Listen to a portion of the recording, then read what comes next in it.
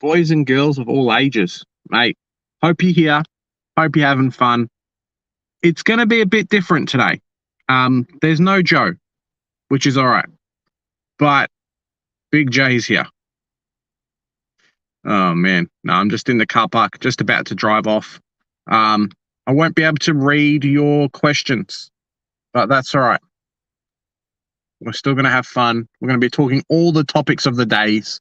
I'll be home in like half an hour. So, yeah, stay tuned, everybody. It's going to be a fun one.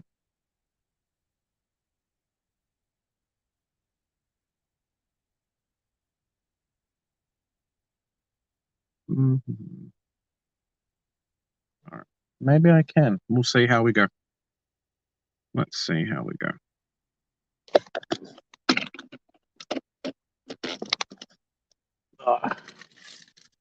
Big J is here. Boy, oh boy. It really feels like today is kind of just the what do we do with Sicily talk, right? He's been out for a while. They tried to contest him being out. He obviously is out now. It's final. They can't change their minds. I mean, they can, but I doubt they will. And, yeah, it's an interesting one. Would have sucked if you had held Oliver for this amount of time. And I think it kind of sucks if you had held Sicily too. Just, yeah, the type of player that he has came out and popped out a couple of 170s, but potentially being at what? We know he's going to be out for the next 3 weeks now. It was 1 week already. So if you held him from last week, do you trade him? I think you kind of have to. Keeping 650K on the bench, maybe if you've got no trades left or one trade left, you can afford to do it. But when so many of us are basically 1 or 2 trades away from completing their teams, it's a hard press to keep that much money in the bank.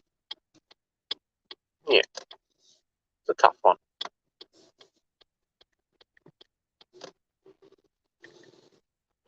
If you haven't already, check out Fancast.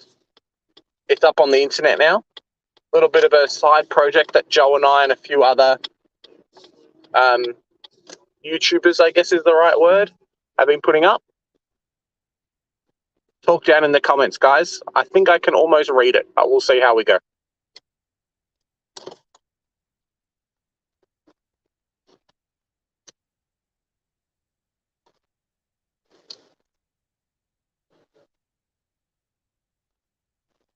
The big thing this week is actually making sure that you've got enough. The big thing this week is making sure that you have enough people playing. That's really the big thing. But then also kind of teeing that up with actually having enough people playing, but also having enough premiums playing, because you can kind of get away with it.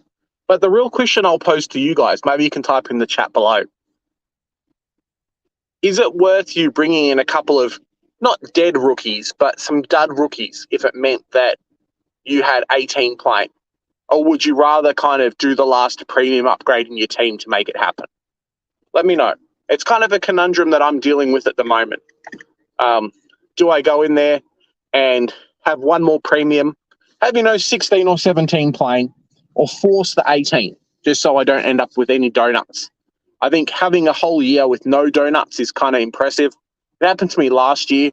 The team was obviously a lot better last year than what it was this year, but yeah, it's a really tough one.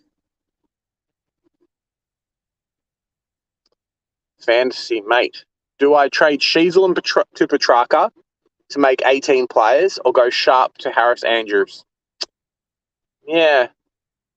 Really depends on how Harris Andrews has been playing, but I think the Sheasel to Petrarca might net you a good 30 or 40 points every week. So I think Melbourne's got a pretty good run the last couple of seasons. I think Melbourne's got a pretty good run. Same with Port Adelaide. I'm pretty sure they've got a pretty good run as well. So, yeah, it might be kind of the play. No Aaron Hall. I've heard some rumours that maybe he's going to announce some retirement, at least for, could be over the next couple of weeks. So could really free up Hall and Sheasel to do well. So, yeah, Hey, West Coast Rule, how you doing? Mate, you guys, your season's worse than ours. If you haven't already, check out our West Coast review. It's not too bad. Hey, Jennifer, you got a shout out in our Port Adelaide review. Check it out if you haven't already. Big shout out to you in there. Hope you enjoy it. Yeah, forward to Marrick. Yeah, I brought in Marrick last week, so that worked out all right for me. Ford's an interesting one. Last week kind of hurt us a lot because Ford and Humphrey and a couple of other these rookies that we'd hoped were going to be fantastic buy cover for us and bench cover for the whole year now came out and popped out some pretty dreadful scores. So, yeah, it's like, well, look at Humphrey, for example. His cash gen's kind of stifled now. I think he's got a break even of a 60. Similar to a Ford, I think he's projected like a 70 and a break even of a 30 or a 40. So there's not much difference in price to scoring ratio either. So, it's a pretty tough one. I thought I was in the camp that maybe you want to keep them all year. And I think as a playing rookie, you probably could. But if you needed that extra money, it's a shame Ford's only made 120K so far. Hey, Sports Nut, how you doing, mate?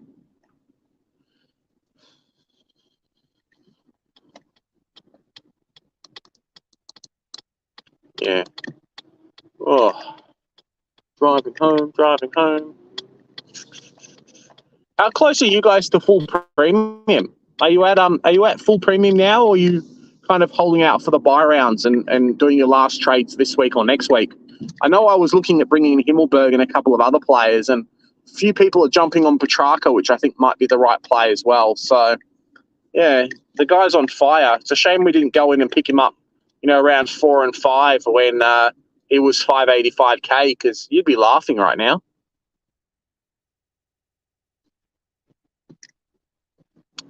Big question for me this week, which I think will be decided by the team sheets when they come out, is what to do with the Brisbane rookies.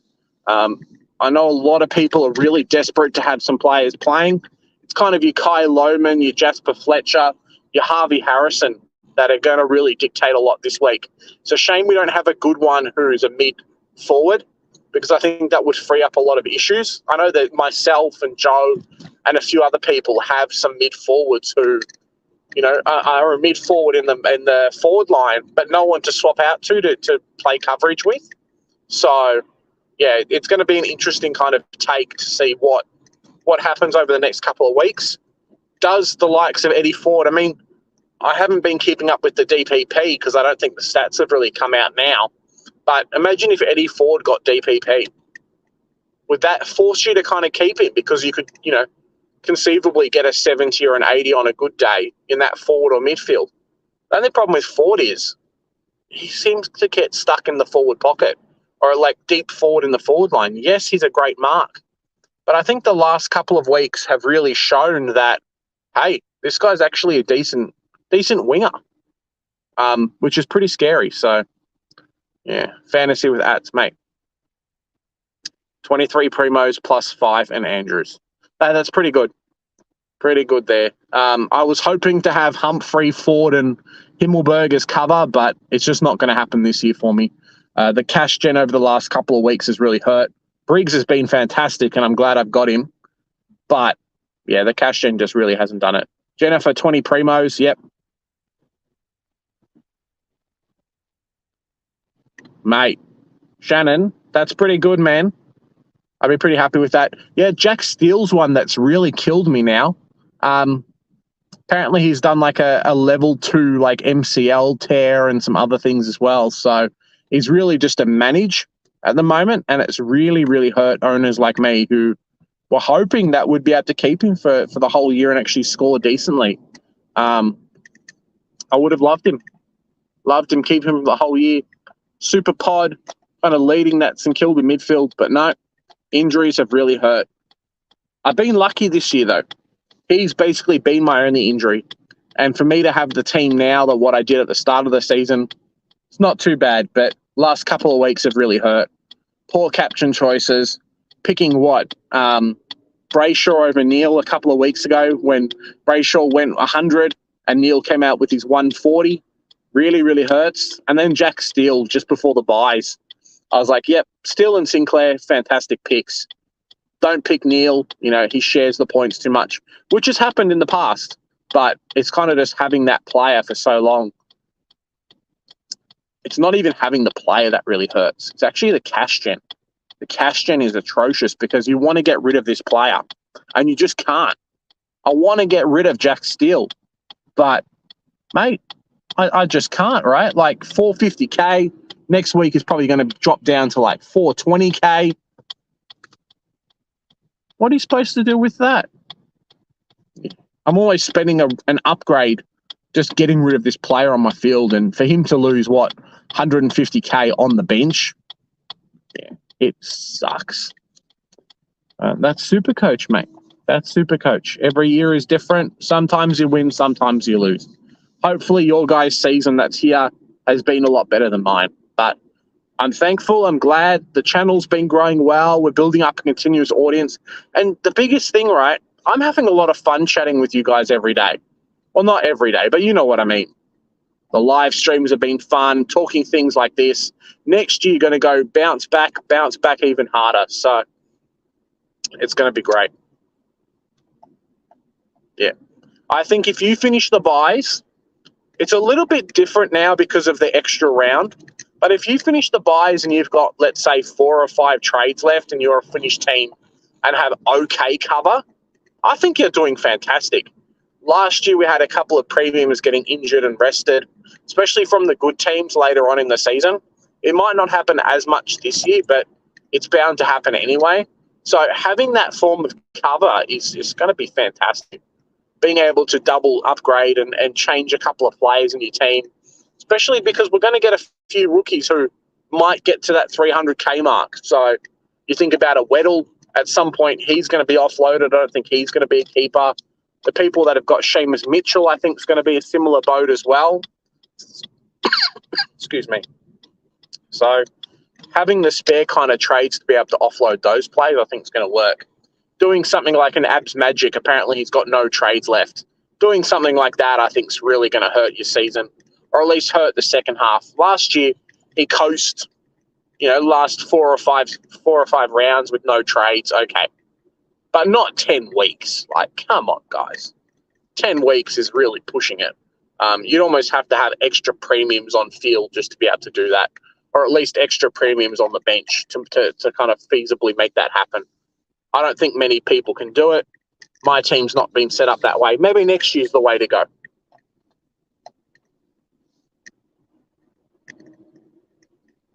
Ooh, nice work, Jennifer. Great trades there. Yeah. Ollie Wines, mate. We talked about it last night in our Port review that's up on the channel. Check it out if you haven't already. But Port's got a fantastic run home, and their players are just on fire. I think Connor Rosie was basically a must-have start this year. I think next year it's going to be start Rosie and Butters. It hasn't been something that's been the same way, but, if we can get Rosie and Butters with DPP next year, you have to start them, even if they're around the 600K mark. I think Butters may be a little bit more expensive just depending on what his scoring is for the last couple of weeks heading into the end of the season. But, yeah, I don't think you can pass it up. The next future of players, one of the big things that we've spoken off air about is kind of the age break, an age bracket for a lot of these older players. I think once your premiums that you start to pick in AFL, but also in Supercoach, once they start to get to the kind of that 29, 30, even 28, I think 28 turning 29 is even getting to push it now. When they start to get to that age range, it's like, well, I don't know if I can pick you over some of the younger players because you're going to have down weeks, your peaks coming, that kind of thing. Maybe defenders is a little bit different because they get stronger and speed is not such a big thing for them. But 100%, if you're a midfielder and you've been busting your guts, you look at Paddy Cripps, it's going to be a tough one. Hey, Tommy, how you doing? Hey, James. Oh, if I had to look at Walsh or Mitchell and Libba, I think you can probably get away with Petrarca and Walsh. if you had the money, I'd probably go Petrarca and Libba, or Petrarca and Mitchell, because I know Mitchell's had his bye round now. And I think he's been the surprise packet. The first couple of weeks, or probably the first half of the season already, or half of the played games, I'll say, he was pretty average, just coasting along, getting kind of a couple of sub-hundreds and hundreds. But the last few weeks, Tom Mitchell has been on fire. I know his 3-round average hasn't been as good as Caleb Daniels, but yeah, I reckon if you had picked him up at 520K, similar to Libba at 565, 570 to start the season, I think you would have done, and you would have been pretty happy there. Yeah, West Coast, that's the big thing, right? Harry Himmelberg. The only reason why I didn't go Weddle to him last week was the fact that they had the bye this week, and another donut was going to really hurt. West Coast is interesting because the coach has flopped around a couple of times and said, yep, you're going to be captain, like you're going to be defender only. And then the next one's been, you're going to play everywhere. And then the next week's been, you're going to be a defender only. And then they bring in all these players like Nick Hayes and Cadman and all these other guys, and just being like, yep, well, we're bringing in more forward, so it pushes Himmelberg back. But I don't think they're ready to go, which is kind of the big thing. Himmelberg's been fantastic for them. And I said this as a precaution for picking him up early, was just the fact that they love him in that forward line. I think ever since Finlayson's left, which is crazy to think about it, but ever since Finlayson's left, the players have kind of come in, and GWS has kind of looked a little bit for his hybrid ruck forward role that can also swing and play in defense and take a really good mark. Himmelberg's taken that role, and his stability and his happiness almost is going to be a huge factor for him actually staying at that club. So, it's not going to be what the coach says. It's going to be, hey, Himmelberg wants to go here. They want to play here. That's it for us. Yeah, Tommy, hopefully it's not a big, slow scoring week for you. Trying to avoid some donuts. I think if you can have, let's say, minimum 17 playing this week with a good number of premiums, if you can pop out like an 1,800, I think you'll do okay in the rankings. I think anything lower than that is really going to hurt, because there's going to be some teams that have managed their trades a lot better than what we have, who are really going to pop out some huge scores this week. And it's going to be tough for teams like mine who haven't been able to do that, who haven't been able to manage their trades, who potentially have started a poor team like I did this year. The strength of your starting team is so important. And we'll touch on that a little bit coming into the end of the season and heading into next season. So, yeah, coverage, players, 16 to 17. If you've got, let's say, 13, 14 premiums and 17 playing, it's not too bad, but you really want to avoid donuts this week. I know I got punished in round 12 or 13 and had only 18 players and got sucked into like Baker's 41. If you can avoid doing that, Buller or some random rookie is going to drop like a 20. It's just going to happen. And the people who have enough to actually make the cover for those spots are the ones that are really going to be favorable heading into the following week, but also in the rankings this week. So, yeah. Is DCAM a must-have? Okay. I brought in Darcy Cameron 2 weeks ago, the week before his bye, and he did all right for me. I think in some situations, no, he's not. But if you can pick up what you'd consider to be a forward premium for under 500K this late into the season that covers the likes of Briggs in the forward line, he's really hard to pass up, man. Like, yes, he didn't score 100 this week. If he didn't get punched in the head or whatever happened and get the blood rule, I think life would have been a bit different for him. But, yeah, he at that price, at that capacity, his ability to score, and he's only getting better in the team. If you had one spot left and you're looking to make some money, not even make some money, if you're looking to go budget to finish off your team, potentially save a trade for an upgrade or things like that, or have another injury trade up your sleeve, I think DCAM's a fantastic option. Fantastic option there for you. Yeah. I think he's going to end up being what Gawn was before. And potentially, I haven't seen the DPP numbers yet, but potentially Gawn gets DPP as well, which would be, I think that'd be pretty funny for the people that have held him this long, but also the people who are actually looking at, yeah, I've seen that, Tommy. Potentially the people who are looking at bringing him in after the bye. Melbourne's got a great run. Gawn, pumping out hundreds every week. It's not a big score. They're not 150s again, but solid 95 to 100, 400K DPP. It's not too bad. Charlie Constable playing. Tommy, if you hadn't seen already, it's really sad. He actually got concussion in his VFL game last week. So he played the full game and then during the week had concussion injuries. So, yeah, I think Constable's out for an extra week, which really sucks. Really, I would have loved him and Wagner to come in and just saved our seasons, being those two downgrade options for us or guys who are on the field, We've held them for this long. I wish they had come in and played, but it is what it is. Julian, you'll have to message me and say who's Sydney playing, but I think Goulden VC is a bit sketch regardless.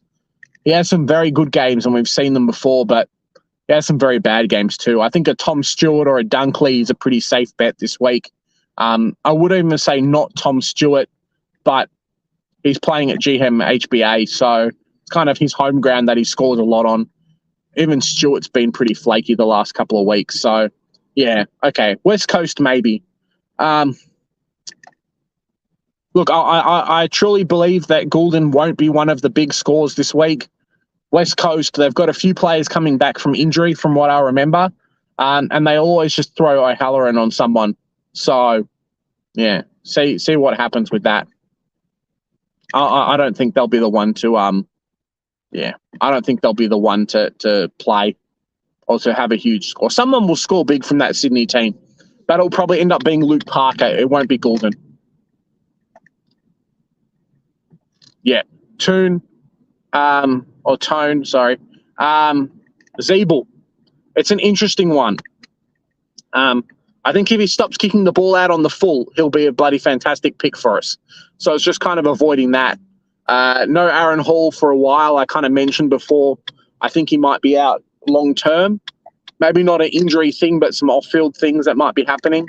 So if that's the case, then you gotta keep Zeeble and Sheasel as long as you can. The ball may be in North's backline a little bit longer, but yeah, I mean they're dedicated kickouts, so it's hard to pass up, right? Yeah, I think Corey's right. Dunkley into Laird's a pretty safe bet this week. I know I'll be going Dunkley VC. He's been popping out 150s every week, or at least 130, 140s. So this week, I said it to Joe off air. I'll say it to you guys now. Picking the right captain this week is going to be the difference between you having a good week and you having an average week. And being able to mitigate missing out on one or two rookies, because a rookie might only be good for a 40 this week, right? So being able to mitigate not having a rookie on field by having a good premium and a captain score is going to be a huge thing for you. So, yeah. You got to kind of pick sure things at the moment versus, this player might go good against certain team, blah, blah, blah. Yeah.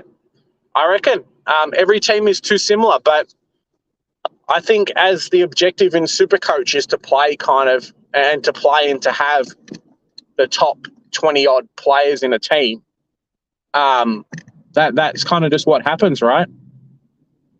You start bringing in better players, and you want to pick the top guys, and everyone jumps on the Bailey Humphrey or whoever that actually plays well. It happened with myself, and it happened with Joe and a couple of other teams and the guys who are in the top. But it's really, Supercoach is really a case of what you do throughout the season to make your full premium team, not having a full premium team by the end of it. Because, me and you could have the same team to finish on. We could be scoring the same, but I could be, 3,000, 4,000, 5,000 points ahead of you. or 5,000 spots ahead of you because I did different things throughout the season. I might have picked up players cheaper, might have started different players, might have, used my boosts in a different way. And that's kind of the thing that makes Supercoach. It's one of the things that I think some people have a hard grasp is actually having that notion of, hey, it's not necessarily about how you finish your team, but it's what you've done. It's what you've done throughout the season, right? That's kind of the big thing. So money management, good starting team, using your trades and your boosts when you can, but also at the right times and not hindering yourself as well. It's a tough one.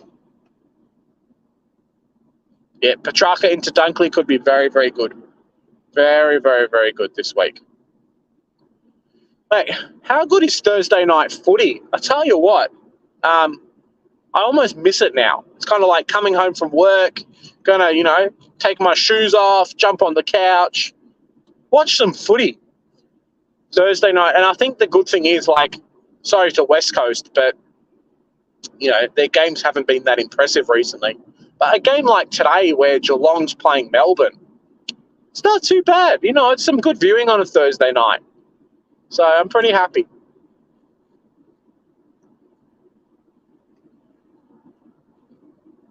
How you doing, Jono? How you going? Yeah. The big thing is, and I think looking back on my season, I'll talk about it closer to the season finishing, but also in the season recap. Maybe you guys can sympathise with picking up the wrong rookies at the wrong times and jumping on, maybe a Blake Drury or someone else early. But having Constable the whole year and having Wagner has really, really hampered my season. Not jumping on Samson Ryan when he started to go big, definitely, but just kind of having these dead rookies. If they didn't have DPP, I would be in so much more strife because I can kind of keep one in the midfield and then keep one in the defensive bench. But yeah, it's a real tough one. It's really hard to keep. So I would have loved to have even a Mullen or someone who potentially could come back instead of a Charlie Constable gets 30 disposals every week in the VFL and still can't get a game. I don't know what this guy's done, but yeah, it's a tough one. Luke, no Joe today. He's currently absent, but Big J is here. He's holding down the fort. I mean, I've been absent, Monday and Sunday, so apologies for that, guys. It's been a rough one these last couple of days. Had some things happening, so yeah. But I'm here now, so no worries. Yeah, Dylan Williams, Samson Ryan, who else? Van Ruin has heard a lot. Radigalia. Next year, we've got to really look at these kind of mature age players who, even if they haven't been that good, have the potential to score well. Missing out on Radigalia was almost like a 200K swing. Had those kind of good games as well where he was scoring 70s and 80s. I think he even scored a 90 once, which is crazy. So last year we had Hinge. We had a couple of other players years before, the same thing as well. Next year we'll have players every year where there'll be this level of player. You've just got to take the guts and say, hey, yep, jump on them. Don't get suckered into starting dodgy players as well. So that's a huge thing. Fringe players are great, but they're the ones that won't hurt you as much. Yeah. Thanks, Mason. I'm just happy to be here, man. Happy to talk some footy with you fine folks. Yeah. Smash that like button if we haven't already. And check out our team reviews as well. Love to get some more input on those. The view numbers have been going up, which is great because we put in the effort, right? But I'd love to get some interaction. Just be like, hey, I agree. This player I thought was really good. This guy needs to step off. Excuse me. If you don't agree with what we're saying, tell us as well. Because we're trying to branch a little bit more into some extra footy stuff as the Supercoach season kind of wanes down and just in general. Once the new internet comes into my place, I'll start doing some AFL 23 as well. So hopefully that will work out. And the bug fixes, mate. The bug fixes have been crazy. think every day they've almost had a patch, so jump on that if you can.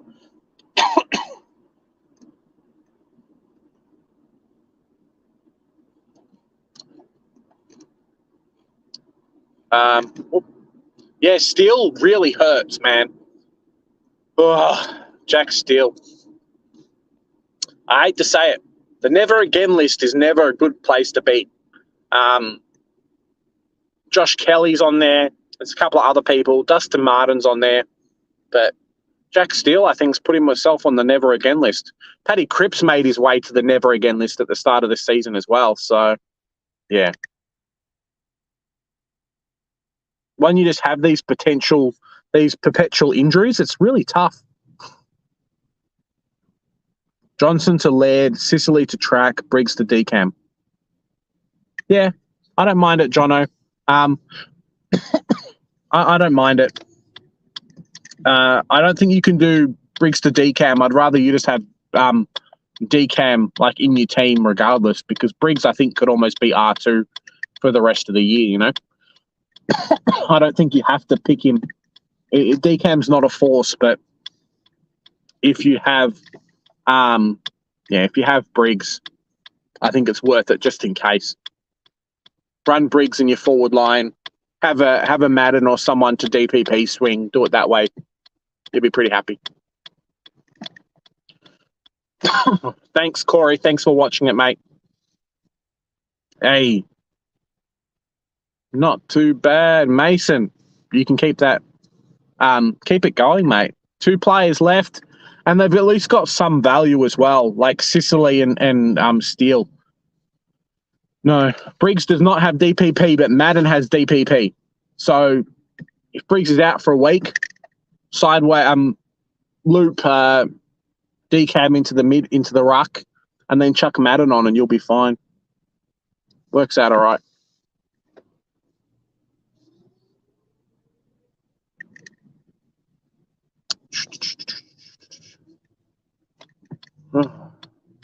I was thinking about the league and the ladder as we've been doing these mid-season reviews, and every year seems to be different, right? Last year we had Geelong and Melbourne kind of being the top 2 teams. I think this year we've got 3 or 4, and then kind of a second rank of teams as well.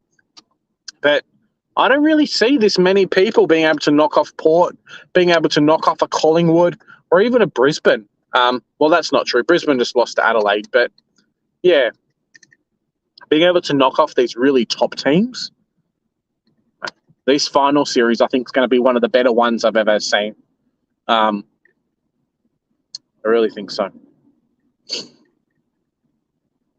Yeah, I guess, Jono, right? If you've got Briggs as R3, if you've got Briggs at R3, I don't mind the trades.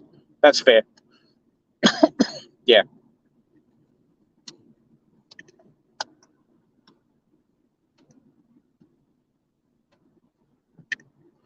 Ugh.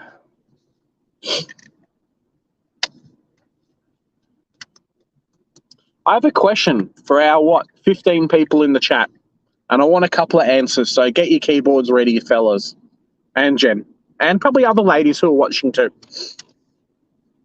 I need everyone to post me a quiet achiever that you have seen in the AFL this year. Now, I'm talking about a player who might be a superstar on a team, but someone who you think hasn't got the recognition for their talents and their work in maybe it's your team, maybe it's another team, hasn't really got the recognition in their side this year. Probably internally they have, but not from the general AFL wider community. I might start it off. Yep, Corey's here. Bailey Williams from the Dogs, 100%. That is the type of player that we're talking about. The guy is just linking up the ball, just doing fantastic things, forcing the umpires to know his name, which I think is a huge thing. As a North supporter, I'd almost say Bailey Scott. The last couple of weeks, this guy's been really good, running up and down on the wing, kind of being a good link-up player, has really pulled his socks up this year as well. Excuse me. Compared to a few other times and kind of previous years. Got here Hayden Young, 100%. Luke Ryan's been in the team. He's always been the talked about player in that Freo backline. So being able to, be as good as what Hayden Young is. Yes, he didn't start the season that well, but the last couple of weeks have been pretty good. Callum Wilkie, mate, there you go. Callum Wilkie, the saviour of St Kilda almost. It's a bit crazy because this guy was started off at 400k in Supercoach. It's now in the 510, 520 mark. Outside of Supercoach, though, this guy has just been so good for this team. Really stepped up, kind of taken over a little bit of what we'd hoped the likes of Tom Highmore had been at St Kilda. Has done very, very, very well. Very solid player correct me if I'm wrong in the chat, but for a guy that was actually a mature age player as well. So people say you can't make a team out of state league players. I don't know, man. Good player, good scheme. I think there's a lot of talent out there. Who have we got here? Stocker. Yep, Stocker in Supercoach has been great. The last couple of weeks, not as much, but definitely has been playing a role. And for a guy that I can imagine it's going to happen, whoever gets Paddy Dow next year, because I truly believe he's not staying at Carlton. Whoever gets Paddy Dow next year is going to be onto a winner. Similar to a Stocker who kind of came out of nowhere, who was, he's got some talent, but can't get a game at Carlton, right? And then kind of left and then has found another team. He's done very, very well. So pretty happy. If I was a St Kilda fan, if I was Paddy Dow or Liam Stocker, if I was Stocker's parents and being like, yep, my son plays footy, get to watch him every week. Because he basically came out of playing VFL to now just playing AFL every week. Like, I don't think Stocker's been dropped once. It's crazy. Crazy, crazy. Toby Bedford. Mate, Corey's got on to a winner again. Toby Bedford's a freak. I mean, we talk about how good Chandler is, right? Toby Bedford kept Chandler out of the team. That's how good Toby Bedford is. He has taken the Bobby Hill role. He's taken that really good electrifying small forward. And in a team that has relied, a little bit too much on Toby Green to actually play that kind of midfield, small forward electrifying X-Factor role, I'll just come out with all the verbs and all the adjectives about these players. But for someone who's done that, I think Toby Bedford has been fantastic. I would have loved him at North Melbourne. He would have fixed a lot of our troubles. But yeah, it's bloody fantastic there. Josh Dacos. Now, the Dacos brothers, obviously Nick's kind of eclipsed his brother a little bit, but I think Josh Dacos has had a bit of talk in the last few weeks. Yeah. He's one that I think's really there was some question marks. Maybe not. Jen, let me know in the comments. Was there some question marks from you about Josh Dacos? There was from me. I wasn't sure if he was going to be as good as what he has been now. Maybe it was kind of polarized a little bit by the Brown brothers, so Callum and the other one being delisted and like, oh yeah, he's been all right. He's a bit of a role player. But this year, the guy's gone to another level. I think his brother almost looks for him on field. But I really think that they actually look for each other and say, hey, I'm going to kick you. I'm going to keep you in the game and kick the ball to you. So, yeah, it's been really good. Jeremy Finlayson, mate. Jeremy Finlayson. Yeah. No words. The only thing that did my head in with Jeremy Finlayson is that game, I think, a couple of weeks ago where every time he got the ball, the cameraman just went straight to his wife and was just like, hey, look, it's his wife in the crowd. Like, yeah, that was a bit too much because it was like 18 times in a game. I reckon you could have got the tally out and started marking off lines, but yeah, it's fantastic there. Yeah, Jeremy Finlayson, for a guy, let's talk about him, right? How influential he's on field now. And we saw glimpses of it at GWS. Yes, it wasn't great, but he had times when he would kick 2, 3, 4 goals. Coming into it now, being as good as he is, you could have got Jeremy Finlayson for a pack of chips, and Port Adelaide have done that.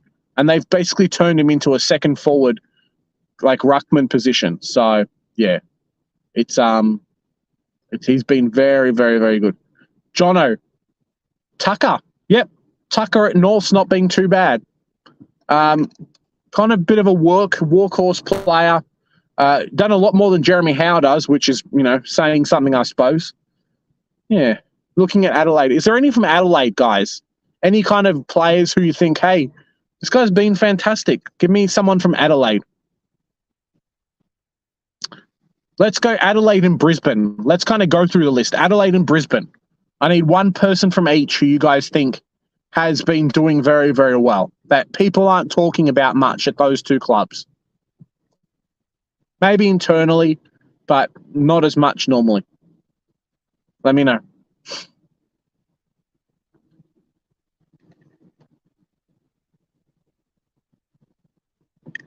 Yeah, Jack Payne. I love Jack Payne. It's interesting because who did North get? I forget his name. The one that we got. Let me know. Let me know, Corey.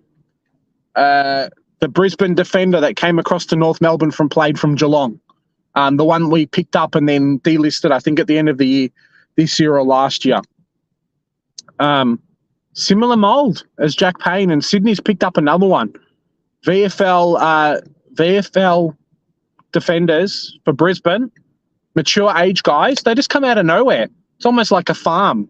They just hang out in there, get better and better and better, come into their respective teams and just do really well. So, yeah, Jack Payne's definitely one of them, especially because he was up for contract as well. So, yeah. Soligo, yep, just re-signed till 2029. So, Adelaide love him there.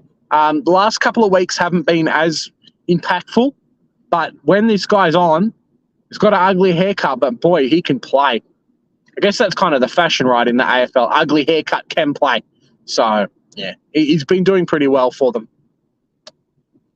Josh Walker, yep, he's the one that I'm thinking of, Corey.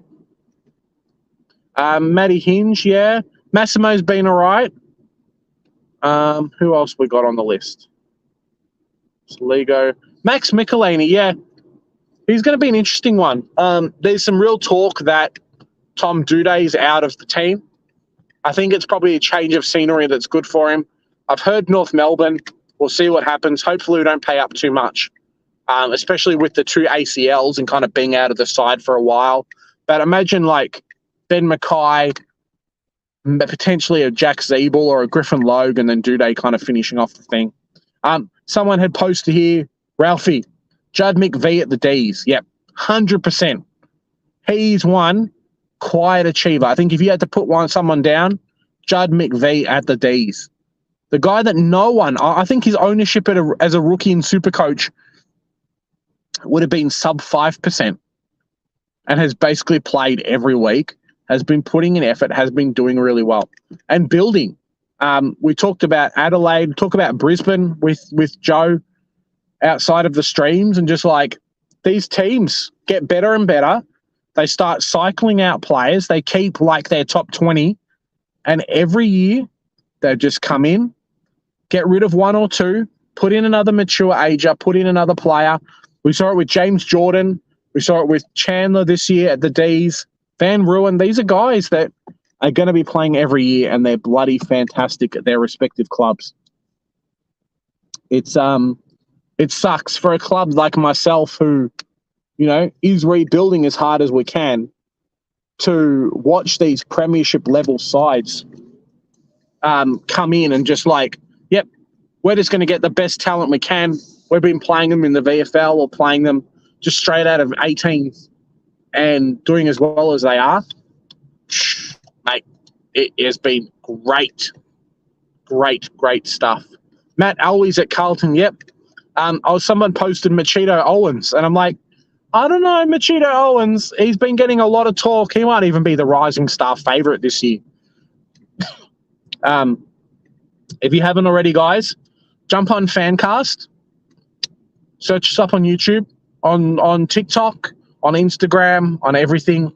Building up another channel with a few of the other major YouTubers as well. So we've got us, we've got the boys from Saints TV, Got Swoop Luke on, Jen. If you know Swoop Luke, getting the Blue Abroad fellas on as well, and a few other podcasters. So kind of building up and just talking footy, which is kind of what we want to do. So yeah, it's what we love. We talk Supercoach on here. We also talk footy, but with some other people on there as well. Yeah, Jinby's been fantastic.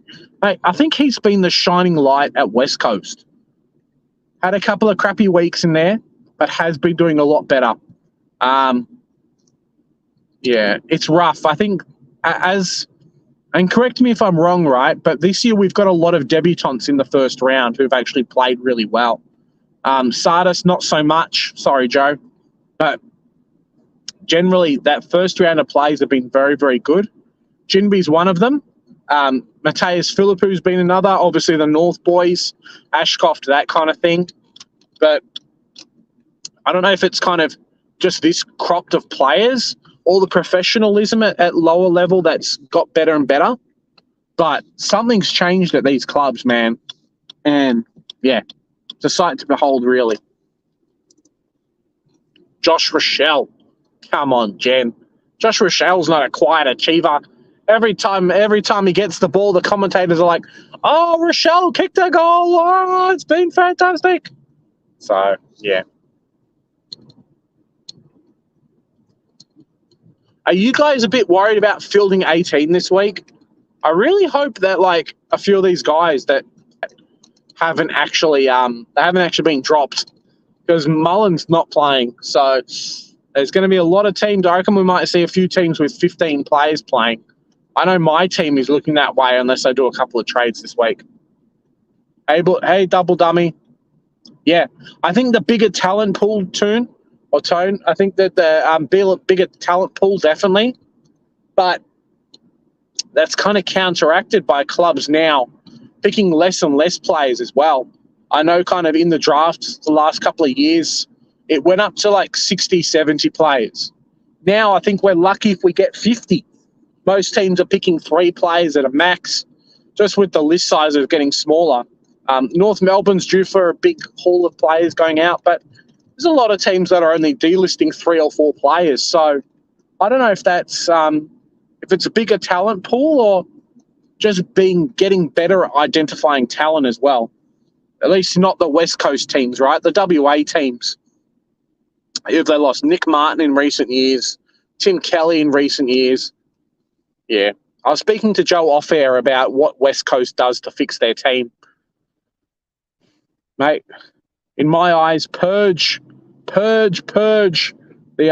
state leagues. That would be the way that West Coast goes. Delist as many as they want.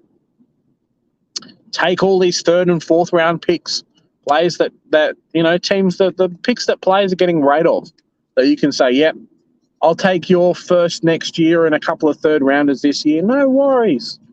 Start purging the state leagues for all these super gun talent because they're there.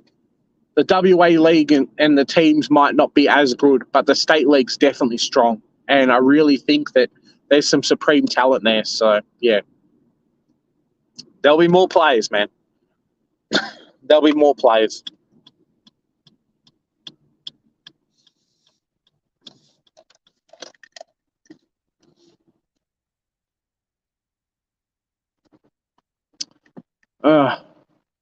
Tone, I want Radden to stay at North Melbourne, man. That's what I want. I want North to keep him on long term. I know, like, he's done this whole thing about, like, what am I saying? I know he's done this whole thing about, oh, yeah, we'll keep the team going. We'll do whatever we want. You know, it's my last hurrah. But, yeah, I really want him to stay at North. I think he's done really well.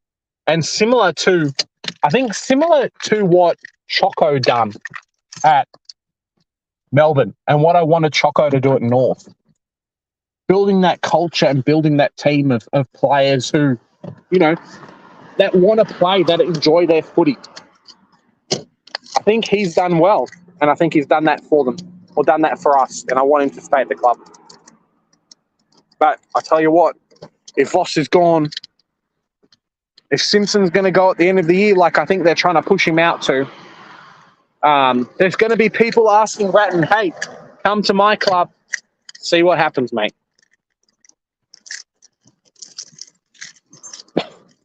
See what happens. Yeah, I think so. I think Clarko's coming back.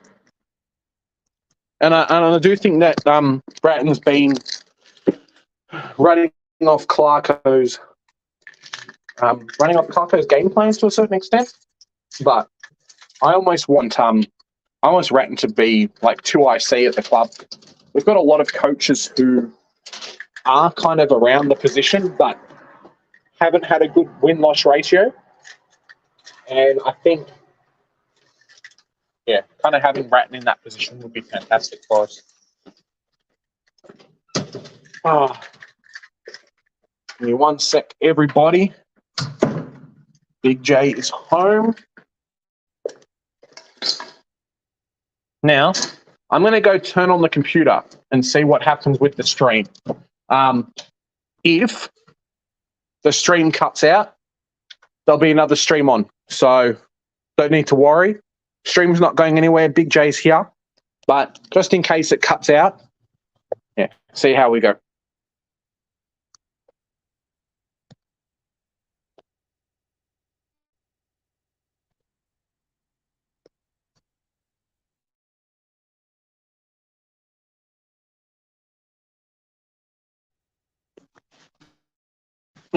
I'm back. Hey guys, thanks for sticking around with me. I know it's been a bit of an unconventional stream today, but I think it's been an unconventional year really for us. Let me just check.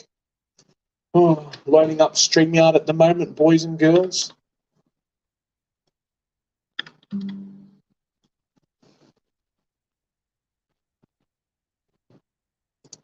Enter. All right.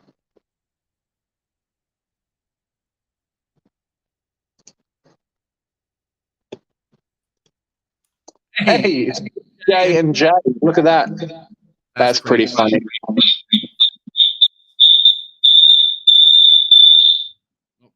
Hey, I'm back. Big J is here. Life is good. Thanks for sticking around, guys. Car stream was a little bit different today, but it is what it is, and I'm happy. So hopefully you guys are happy too. Team sheets are coming out in the next 5 or so minutes. We may have a couple of special guests as well, which would be pretty cool. So hopefully we can stick around for that. Hopefully you guys are here. I think I might stay around probably until about 7 o'clock. So once the team sheets come out, we'll chat for a bit, chat some footy and Supercoach. Yeah, we'll go from there.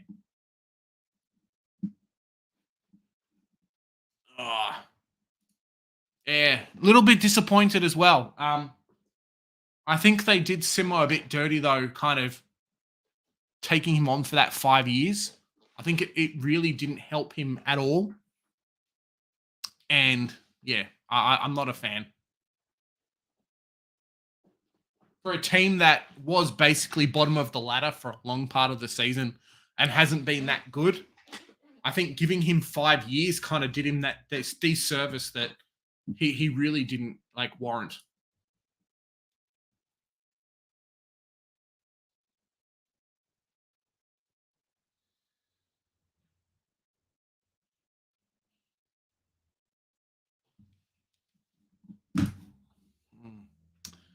Now we're just waiting for a certain person to come on. Hopefully he gets his devices connected, but yeah. 22 people, 5 minutes, boys and girls. You guys, okay, this is something I don't really do enough. We've got 20 people on. Smash that like button. But do you guys have any topics that we want to talk about? Something that you're thinking about, okay, this is a good thing, right? I'm happy with this. Good news story. Kind of a topic that you've seen at your club. Yeah.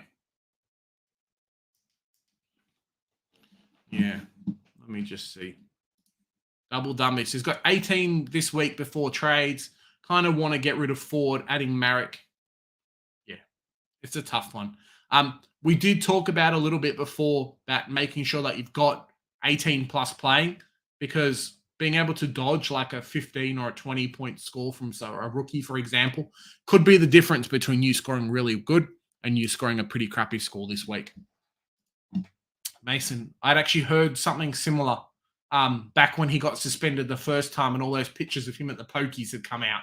Didn't want to say anything, but could potentially be something a little bit different as well. And we've got a bit of a special guest, guys. So you've seen him before. Hopefully you'll see him again if his internet works better than what it is. It's Big SDS Supercoach. How you doing, mate? No? I think he's on a bit of a delay. That's all right. Fix up your internet, Steve, and we'll have you back.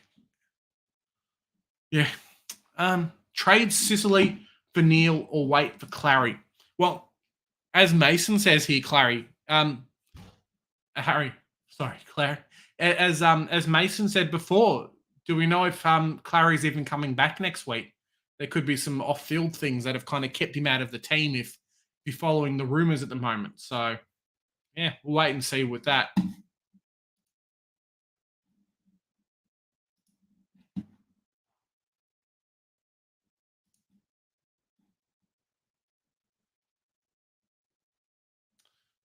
You know what? I want to ask you guys in the chat, right? Carlton always gets rat on. They always get talked about having, Zach Williams on a lot of money, about having Jack Martin on a lot of money. Whatever happened to Jeremy McGovern? This guy didn't get poached by other teams, stayed at West Coast on probably $1 million plus, and has really not put up the numbers to warrant anything close to what that is. Why don't people talk more about Jeremy McGovern? Let me know. I'm not sure why, but yeah. I think people need to talk a lot more about why this guy doesn't play. Are you with us, Steve? You ready to go? Give me the big thumbs up.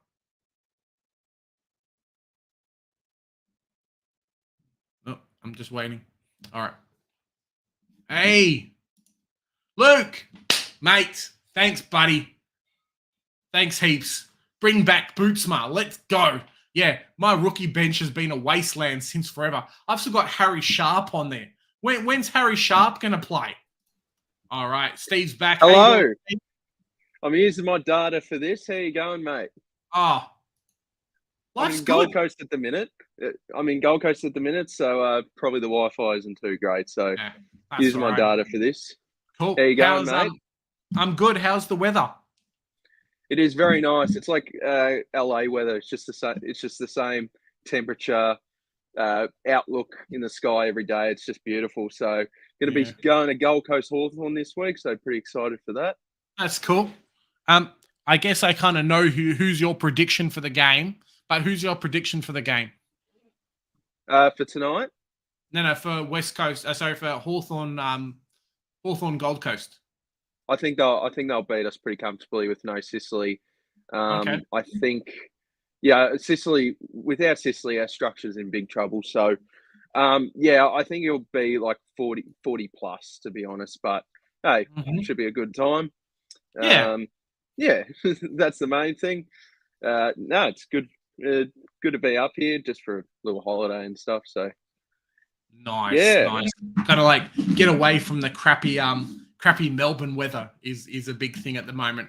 Reminds me of COVID with everyone jumping ship and going up to the hot places. So it's been quite Arctic at the minute, I've heard. According to my mates, it's a bit Arctic. Yeah, like waking up in the morning and it's 4 degrees outside and you're chilly and it's like, nah, grab that heater on. Get the kettle out to pour the on the windscreen. I know I've had pretty icy hands trying to wipe it off. So it's not been great. Tell me about it. Corey's saying he's got you in the DR regulars this week. So, am I playing Corey? It seems that way. Oh yeah, you probably got me covered. If have you got Oliver as well? Because I've held Oliver this whole time. It's the biggest. It's the worst hold ever. Yeah. No, he hasn't got Oliver. You haven't got Oliver, Corey, so you'll get me this week. All right. Well, you've jumped on at the right time because it looks like the team sheets have come out. So Perfect. Can't let's wait for check out the carnage. team sheets. All right. So first up, I'm going to make this a bit bigger for us. Yeah, that works. Maybe one too many. All right. First up, we obviously know Geelong and Melbourne.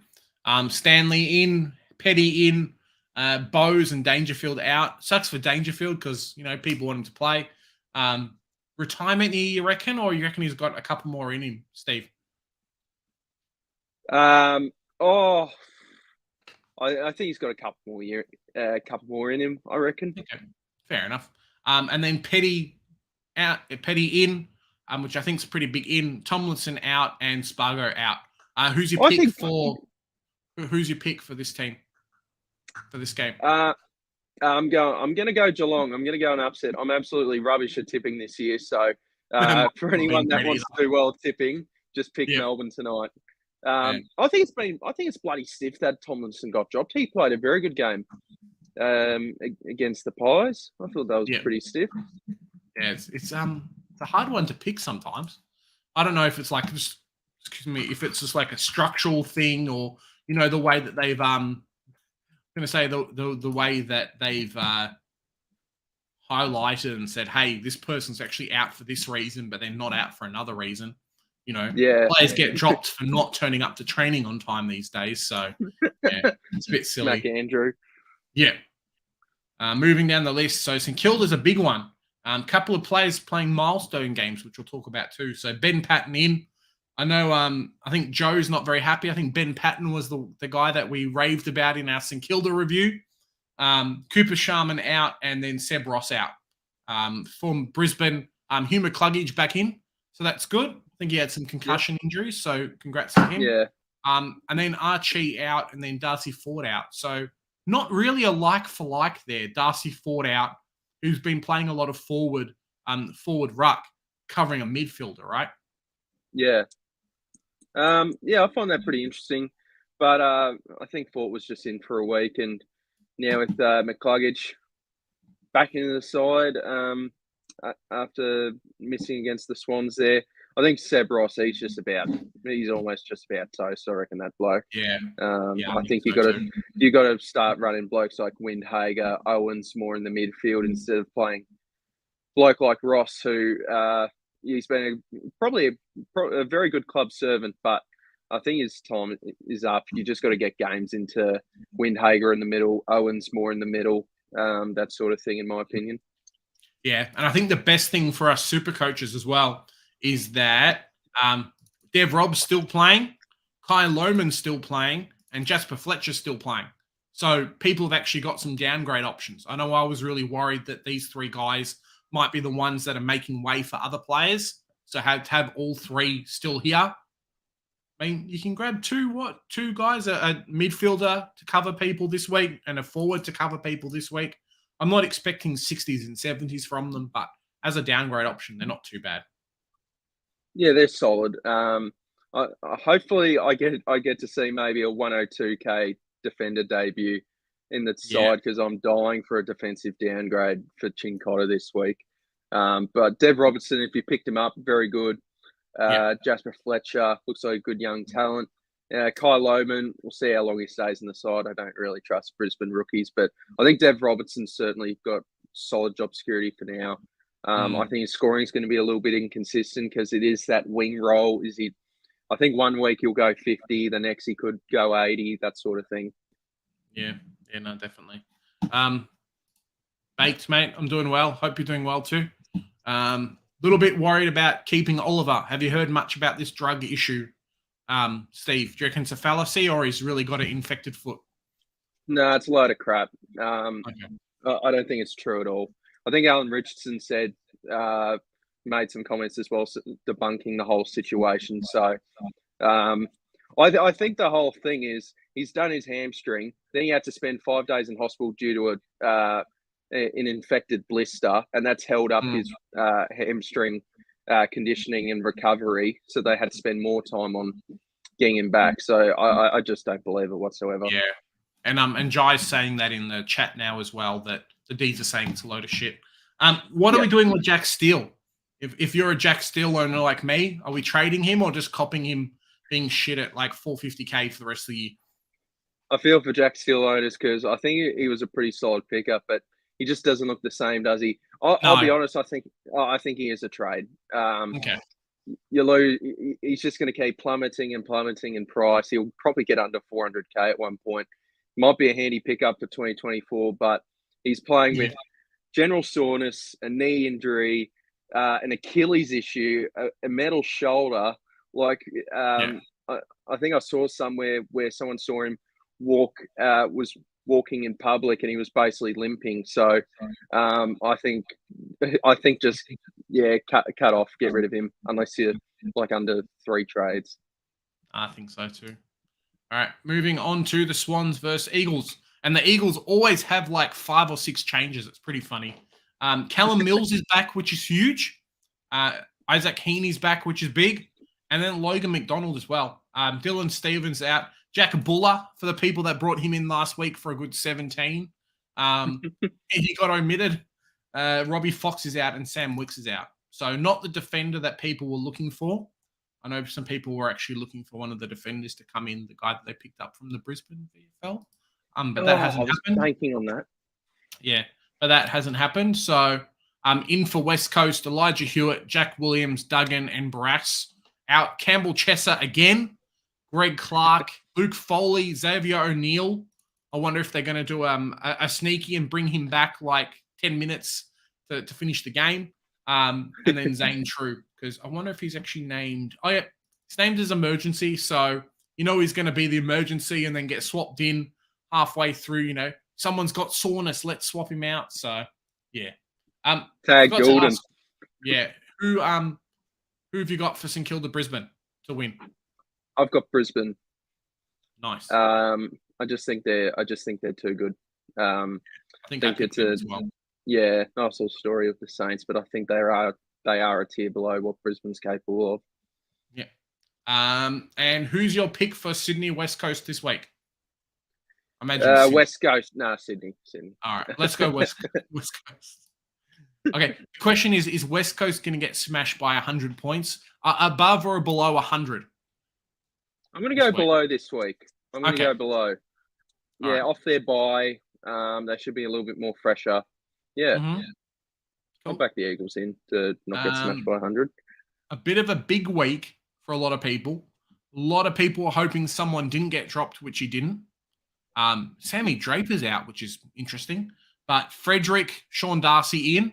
So if anyone held Sean Darcy, Shrek's back. Banfield, O'Driscoll, Sam Sturt out.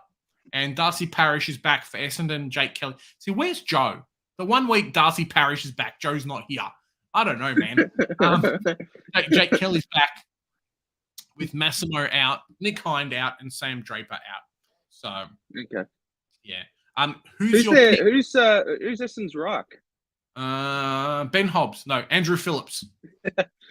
Yeah, I forgot Phillips was playing. Yeah, fair enough. I forgot he actually existed. So, Sam Sturt out's going to hurt a few people actually. Yeah. Well, he might be the emergency and score 15 again. So, it could happen. Better than nothing. Better than nothing. I'm hoping to see a bit of a jump from Brayshaw. You didn't jump on the Nat 5 train, did you? No.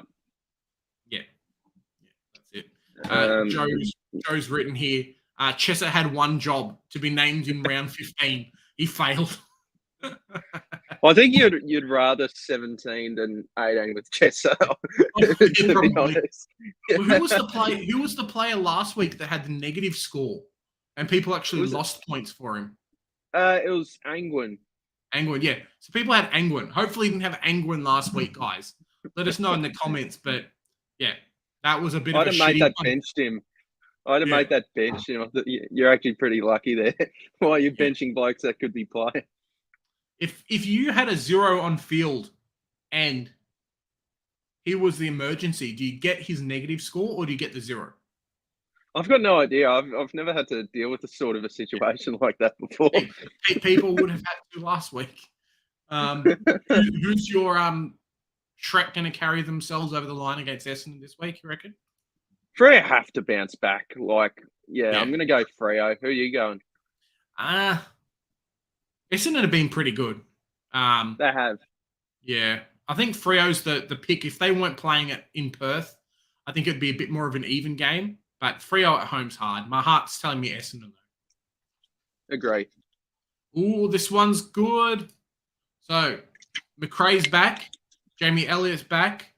Ginnivan's back. It is Sunday, so they're all on the emergency. They're all on the bench.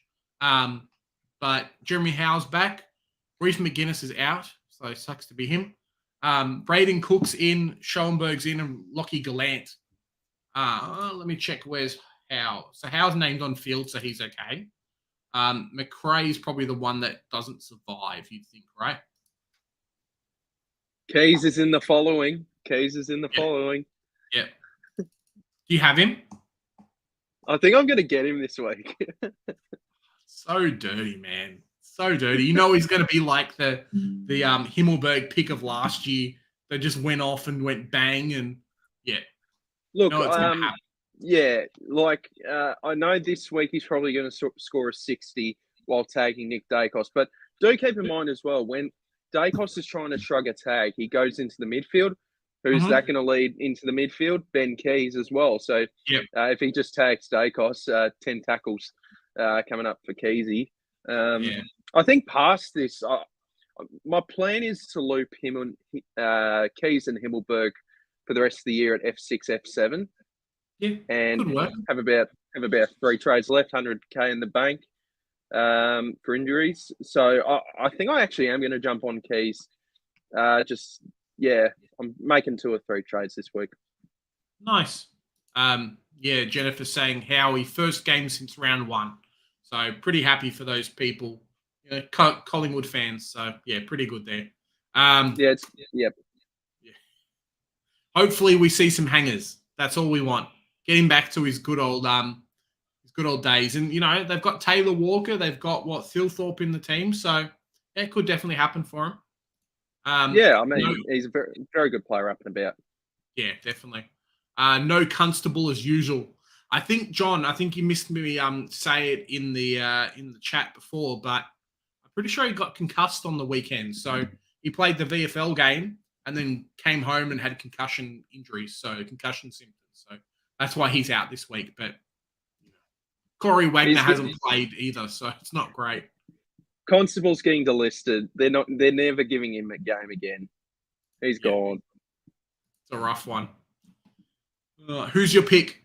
Collingwood versus Adelaide. I think it's one of the tougher games this year. Like to pick. Adelaide loves sleeping in their own bed too much, so I'm going to go Collingwood. Cool. And a big one as well for those guys that jumped on him or are looking for a downgrade option is Harvey Harrison. So named half forward again. Another rookie that you could bring in to your team. So he's getting picked on the team over Bobby Hill and Bo McCreary and Jack Ginnivan. Ash Johnson, that's a bloody good effort. Yeah, he's got the talent to make it happen. Just needs consistency, really. So good for a 40 or a 50 at least, I reckon. Yeah, I might maybe pick him up. Yeah. Last game for the week is your boys. So Brandon Ellis, Burgess, Huego, James Sardis. Got excited. I thought that was the one from Essendon. Lockie Weller, Sam Flanders, Sean Lemons in. Davies, Sexton, Joel Jeffrey, Tom Berry out. So sucks if you're one of the 10 people that picked up Tom Berry. Denver Granger Barras, who I'll ask you a little bit about. Fergus Green's back this week. Finn McGuinness, Sam Frost is back, and obviously Sicily with the suspension. So I don't think Fergus Green's playing on field, which is okay. What's up with Denver Granger Barras, and is he leaving at the end of the year? No, I think he's just taken a while with his development. I think ideally, like with Sicily out now, because I think what's hurt Barras, he's not like a lockdown defender. He's sort of what Sicily is doing right now, and you're not taking Sicily out of his role. So I think that hurts Barras. He's almost like a Jeremy McGovern type. where he's not strictly one-on-one. He obviously can do that, but he's more of a floater.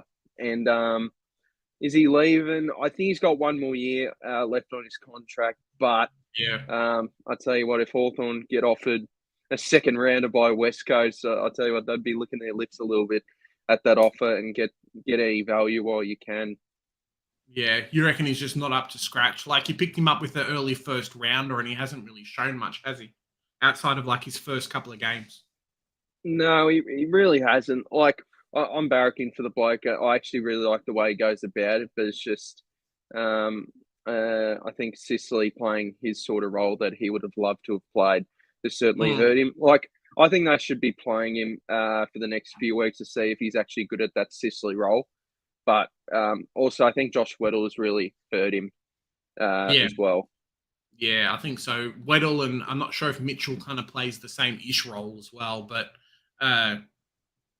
Hawthorn just seemed to pick up these players, man. I don't know where from. That VFL team's kind of a powerhouse factory of, yep, we need a defender. Okay, let's play him for 6 weeks. Mid-season draft. Okay, let's take him. So it's like the Manchester United Academy. Like, oh, bro, it's something, isn't it? Up some, Newcomb, Blank, and we picked up a couple of like Max Ramsden, Fergus Green. What was his name? The other like halfback player that you guys picked up a couple of years ago. The one before Blank. I should know this. Bramble. Yeah, I can't believe I forgot about Bramble. Because Hawthorn posted on social media a photo of all the mid-season rookie blokes, and Bramble wasn't in the photo, so that's probably why it was just off my head a little bit there.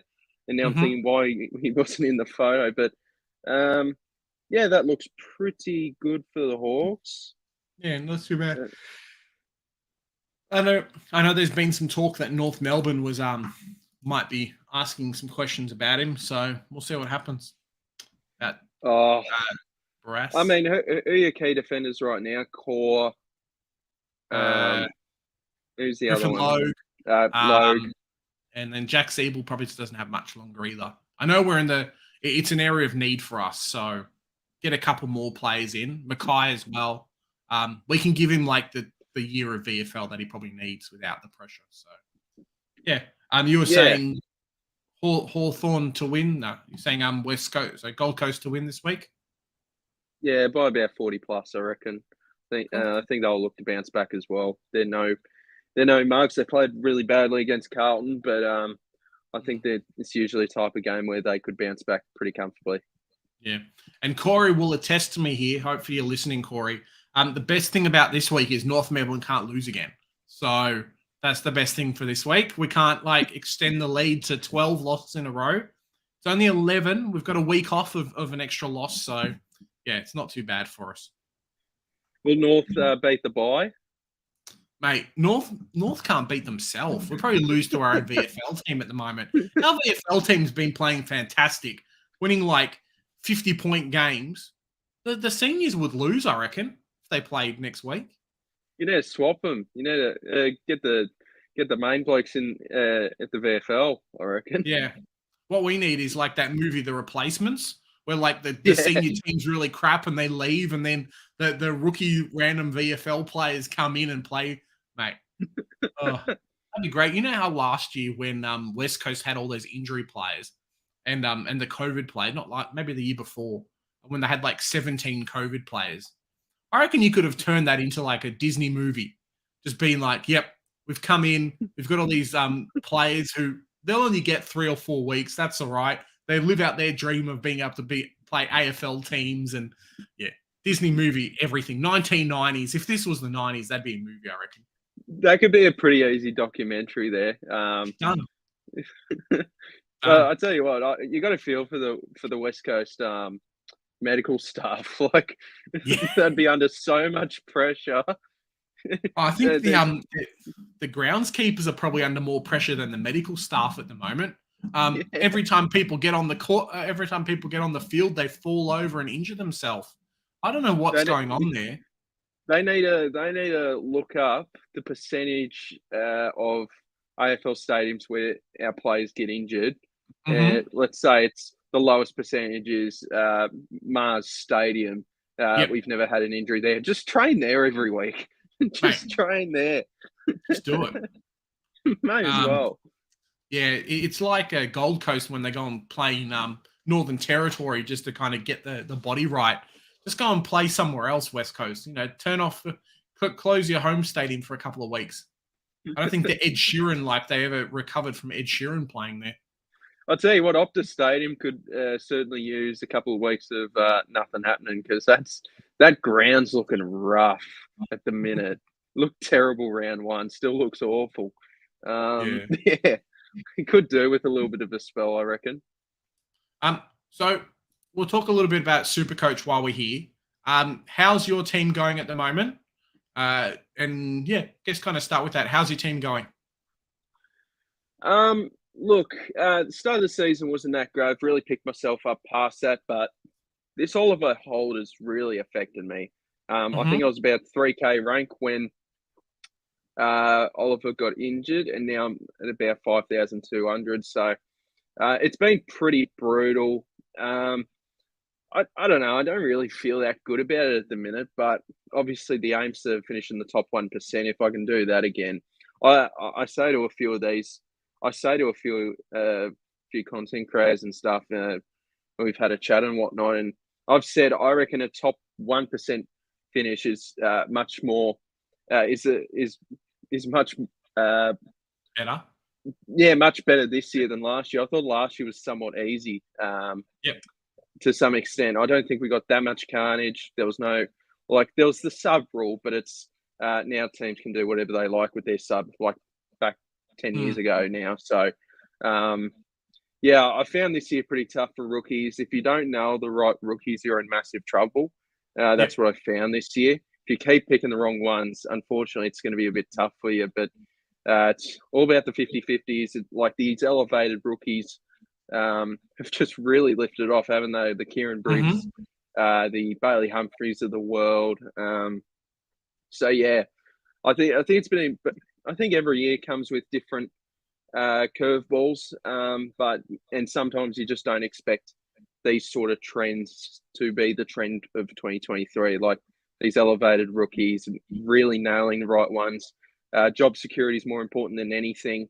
It used to be scoring, but now it's job security for sure. I remember everyone wanted to jump on Constable. Oh, a couple of these Suns halfback blokes might come back, but he should be fine. But and now he's been stuck in our team for the whole year. So I think we'll definitely be picking the Max Michelanis of 2024, the Sava Radagalias. I think just more of these key defensive sort of types where you just know they should stay in the team. So I think that's going to be a lesson learned for next year. It's very interesting. I think certainly overpaying for certain blokes doesn't really work this year, unless it's like a Petrarca who, for whatever reason, has not dropped in price. It feels like he's been stuck at 650K the whole year. Yeah, I mean, if you're like JD, shout out to JD for making this happen. If you're like him and picked up Petrarca at 585K back in like round 6 and 7, you'd be laughing right now, right? Totally agree with you about the changes, and even just like you're saying, these mature ages. We have had some rookies that have done well, but it's the scoring almost from the mature ages that's done it.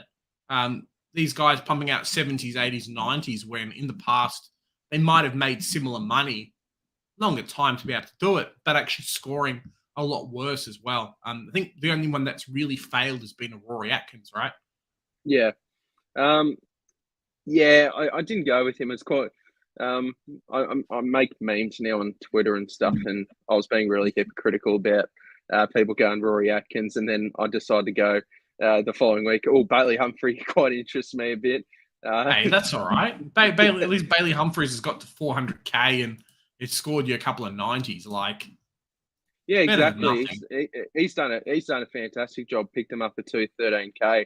I am sort of debating if I should trade him next week to instead of having Himmelberg and Humphrey as my F6 loophole sort of thing. It's Himmelberg and Keys. So I'm just debating whether that's worth using a trade. that sort of thing. I think Humphrey will do pretty well this week, so I'll keep him this week. But yeah, I guess it's something to think about. Yeah. For Supercoach for me, really enjoyed content this year. I haven't put up much this week, but I am on holiday. Mhm. So I do apologise to any subscribers that are watching. I haven't really done much, but this week. But yeah, I think it's okay. Like, there's a few blokes I'm missing, like Libba, Butters, Petrarca. These sort of players that you're sort of missing. McRae, but I'm not too fussed about missing McRae. He's not even getting CBAs, so I think his scoring will be a bit up and down unless Treloar gets injured or Caleb Daniel gets randomly moved out. So, yeah, I'm pretty happy with making content and stuff. So, hopefully, top 1% again. That'd be a very good result. Yeah, for me too. I mean, it's not going to happen for me unless randomly, like, one of my pods does well and then something else happens. Maybe I jump on the Ben Keys Himmelberg train like yourself. Missed out a week too late, though, because both were 330K and now are, 400 plus. So it kind of hurts that way. But yeah, it's been an interesting year. I'm happy with the way the team's gone and the season's gone, but could have been a lot better. And I think I would have liked that a lot more. A lot of lessons learned for sure. Yes. Yep. Certainly a big one for me next year. I started Jordan Ridley. Obviously, he's now really picked up his game, but it's a no. It's a no from me. Yeah. I think just the start of the year as a starting pick, you never really want to go for those pod. I reckon he'll break out candidate. Ridley's never done it. Yeah, it makes sense. Like going like Tom Green, 35%. Everyone's jumping on thinking he's going to have a great year, but you can't be going these 5% to 10% guys where he might. He's never done it before, but he might. This might be the year. So that's certainly a lesson learned. Sometimes jumping on the train a little bit more, like Nick Dacos was 32% owned at the start of the year. So maybe it's just sometimes going with the crowd, and then you. As long as you're with the crowd, you can then make different moves where you can take advantage of that, just due to our expertise, that sort of thing. So, that's just how I see it for next year. These mid prices were a bit of waste of time this year. Not all of them, but some of them. There's a couple that have done all right. Like, even Warple now, but Joe and I jumped on like Nazire and a couple of other players that really faltered, but if you had Hopper and Setterfield and Warple and even Jack Zeeble, I mean, he's been a keeper for the whole year at that price. Yeah, so, true. Yeah, I think it could have been a lot worse. I think if he started Setterfield, it was the right move, but he really didn't do much when everyone jumped on him, including me. He made like 150K, which is all I wanted him to do. So I made enough money off that. That's been an interesting year. Pick the good premiums is probably what we're saying, right? Not the crappy ones. Not the guy.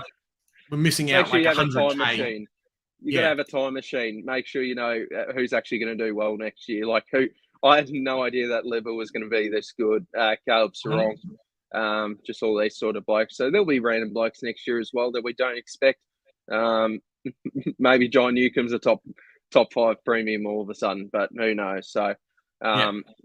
Sometimes you can't really predict that sort of stuff. And if you try to predict too much and you get a lot of it wrong, you're in a bit of a bad situation. So, a lot to learn this year. What trades are you making this week? I'm a bit stuck. I want to get rid of Steele. I just have to think about the avenue that I do that. There's not really any premiums that I can upgrade to. If you'd stayed around that 500K mark, I can probably make something happen. But there's no one really who's viable for a 1-to-1 trade just in cash. I could probably go Steele to Cripps. It's probably the way, the way that it's looking at the moment, which is pretty sad. That'd be a funny thing, right? No point trading at Cripps. I mean, that's what it's looking like at the moment. I could do that. Just trying to make sure that I've got 18 players, but also facilitate getting enough like cover as well. So that's going to be the plan for me over the next week. hopefully won't do an abs magic and have no trades left, but potentially finishing on 1, which if I've got cover across all positions, I'm not worried too much about.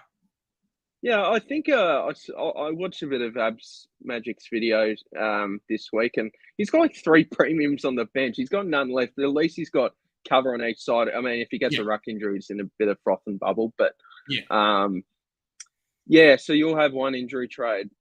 That's all right. That's what it's looking like at the moment. And then Darcy Cameron to cover Briggs if Briggs is out for a week. So I wanted to keep Humphrey. I wanted to get Himmelberg as like a cover, but I just don't know if I can do it at the moment. So just playing around with options, really. Yeah. I've still got, before trades this week, I've still got 8. So planning to use. That's pretty good. 3. Yeah. No, I think for the past month, I've actually, like, I've overtraded massively early. But then I had to spend like the last month of like 1 trade here, no trade here, 1 or 2 here. So now I feel like I've sort of evened up with the pack a bit more. I think when I looked at it, everyone else is doing content creation on Supercoach on YouTube, it felt like I was on the lowest amount by like round 7. So look, Johnson staying in the side. I'm actually not sure which 3 blokes I'm going to trade out. It could still be Matt Johnson. It could still be him. Like, what's this role now with? I know he spent a little bit of time in the CBAs, but is that Corky going to affect him? Is he going to get subbed out early again? You just don't know with Johnson. Where if I can get. Actually, I changed my mind because I just realised I can. I've got near on 400k in the bank. I can go Chin Cotter and Ford to Cripps. Sorry, not Cripps. Cameron and Keys. So with 7k left, might do that. Pretty good. But yeah, you'd be pretty happy with that. Yeah. Alrighty. Well, guys, I think that's up for us for the end of today. Thanks, Steve, for coming on. We should have you on again to do some more recording and things like that. What do you reckon? Yeah, sounds good. Thank you very much for having me. No worries. Absolute legend. So, no, it's always good jumping on. And, I'll have to get you onto the channel a bit more next week or something. So, yeah, sounds good. Make it happen. Yeah, I got to jump on the Supercoach app and fix everything up now. Yeah. 26 minutes to go, guys. Make sure all your trades and get those Geelong rookies. I mean, your Geelong rookies would have played last week, but get those players on the field, the ones that didn't play last week. So make sure it happens. I'll give you enough time. See you all on fan cams on Monday. Sorry, on Sunday. Sunday night, 9 o'clock. We're going to see you there, Steve. When are you flying back? Going back on Tuesday. Okay. I think something tells me that I'm going to be a little bit too... maybe a few beers too deep on the Sunday night. That's all right. You're a fan and you're on the cams. Let's go. Sunday night, 9 o'clock, guys. We'll see you then. 9 o'clock, okay. All right. See ya. Gotcha.